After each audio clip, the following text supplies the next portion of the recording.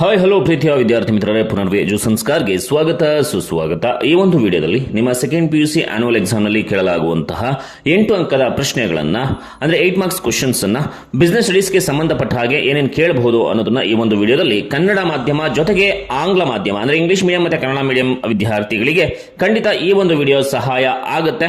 Miss ಮಾಡದೇ ಸಂಪೂರ್ಣವಾಗಿ ವಿಡಿಯೋವನ್ನ ನೋಡ್ತಾ ಬನ್ನಿ.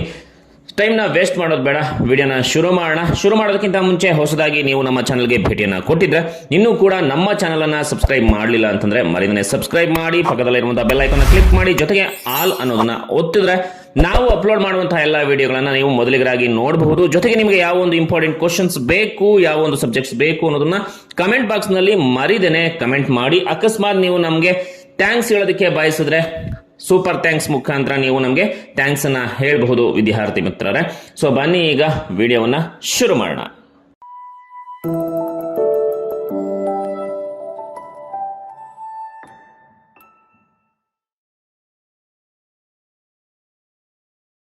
ಮೊದಲನೆಯ ಪ್ರಶ್ನೆಯನ್ನು ನೋಡ್ತಾ ಹೋಗೋಣ. ನಿರ್ವಹಣೆಯ ಗುಣಲಕ್ಷಣಗಳನ್ನ ವಿವರಿಸಿ. What are the characteristics of management? Question number 2. ಪ್ರಶ್ನೆ 2. ನಿರ್ವಹಣೆಯ ವಿವಿಧ ಕಾರ್ಯಗಳನ್ನು ವಿವರಿಸಿ. Explain the various functions of management. Question number 3. ನಿರ್ವಹಣೆಯು ಕಲೆಯೇ ವಿಜ್ಞಾನವೇ? ವಿವರಿಸಿ. Management is an art and science. Explain. Question number 4. ಸಂಘಟಿಸುವಿಕೆಯನ್ನ ವ್ಯಾಖ್ಯಾನಿಸಿ, ಅದರ ಪ್ರಾಮುಖ್ಯತೆಯನ್ನ ವಿವರಿಸಿ. What is organising? What are its importance? ಪ್ರಶ್ನೆ 5. ಔಪಚಾರಿಕ ಸಂಘಟನೆಯ ಅನುಕೂಲ ಮತ್ತು ಮಿತಿಗಳನ್ನು ತಿಳಿಸಿ. Write the merits and demerits of formal organisation. Question number 6. ಔಪಚಾರಿಕ ಮತ್ತು ಅನೌಪಚಾರಿಕ ಸಂಘಟನೆಗಳ ನಡುವಿನ ವ್ಯತ್ಯಾಸಗಳನ್ನು ತಿಳಿಸಿ. Write the difference between formal and informal organisation. Question number 7. ವಿಕೇಂದ್ರೀಕರಣ ಎಂದರೇನು? ಅದರ ಪ್ರಾಮುಖ್ಯತೆಯನ್ನ ತಿಳಿಸಿ. What is decentralisation? Mention its importance. Question number 8. ಪ್ರೇರೇಪಣೆಯ ಹಣಕಾಸು ಮತ್ತು ಹಣಕಾಸೇತರ ಉತ್ತೇಜಕಗಳನ್ನು ವಿವರಿಸಿ. Explain any four financial and non financial incentives. Question number 9. ಸಿಬ್ಬಂದಿ ನಿರ್ವಹಣೆಯ ಪ್ರಕ್ರಿಯೆಯಲ್ಲಿನ ವಿವಿಧ ಹಂತಗಳನ್ನು ವಿವರಿಸಿ. Mention the steps involved in staffing process. Question number 10. ಆಯ್ಕೆ ಪ್ರಕ್ರಿಯೆಯ ವಿವಿಧ ಹಂತಗಳನ್ನು ವಿವರಿಸಿ. Explain the steps involved in selection process. Question number 11. ನೇಮಕಾತಿಯ ವಿವಿಧ ಮೂಲಗಳನ್ನು ವಿವರಿಸಿ. Explain the sources of recruitment.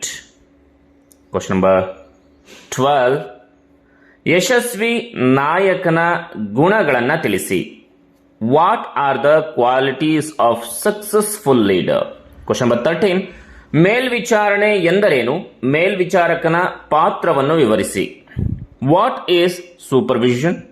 Explain the role of supervisor. Question number 14. ಸಂವಹನದ ಅಡಚಣೆಗಳನ್ನು ವಿವರಿಸಿ. What are the barriers of communication? Next question. Question number 15. Stock ವಿನಿಮಯ ಕೇಂದ್ರದ ಕಾರ್ಯಗಳನ್ನು ವಿವರಿಸಿ. What are the functions of stock exchange centre? Question number 16. SEBIಯ ಕಾರ್ಯಗಳನ್ನು ವಿವರಿಸಿ. What are the functions of SEBI? Question number 17. ಬೆಲೆ ನೀತಿಯ ಪರಿಣಾಮ ಬೀರುವ ಅಂಶಗಳನ್ನು ವಿವರಿಸಿ. What are the factors influencing on pricing policy? Question number 18. ಮಾರಾಟ ಪ್ರಕ್ರಿಯೆಯ ವಿವಿಧ ಕಾರ್ಯಗಳನ್ನು ವಿವರಿಸಿ. State the functions of marketing. Question number 19. ಜಾಹೀರಾತಿನ ಅನುಕೂಲ ಮತ್ತು ಮಿತಿಗಳನ್ನು ತಿಳಿಸಿ. Write the advantage and disadvantages of advertising. Question number 20. ಸಮನ್ವಯತೆಯನ್ನು ವ್ಯಾಖ್ಯಾನಿಸಿ ಮತ್ತು ಅದರ ಗುಣಲಕ್ಷಣಗಳನ್ನು ವಿವರಿಸಿ. Define coordination. Explain the characteristics of coordination. Next question.